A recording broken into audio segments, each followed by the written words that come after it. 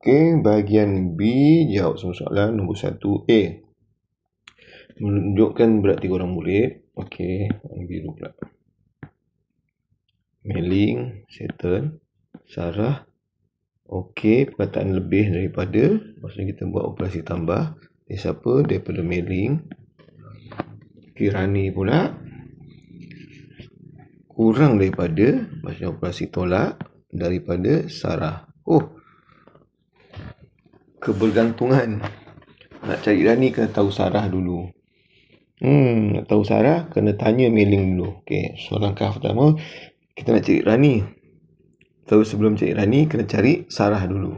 Okey, Sarah dulu. Dia kata 2.5 lebih daripada mailing. Mailing 30, lebihnya 2.5. So jawapannya ialah 32.5. Okay, settle.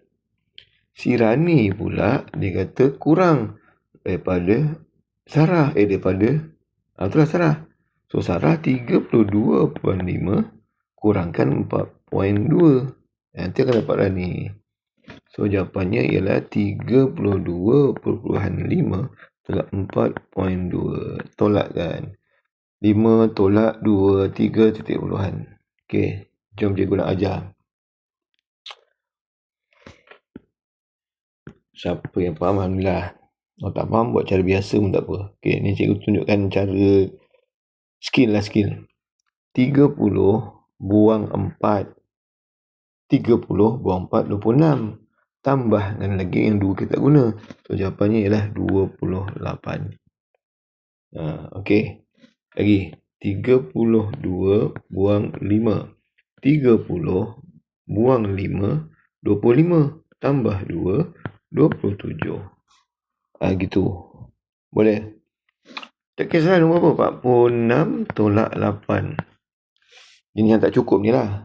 40 tolak 8, 32. Tambah 6, 38. Gitu. Okay, so sampai situ saja. Soalan ni ialah 28.3. Tapi kalau awak tak boleh, tak apa. Buatlah cara yang awak boleh.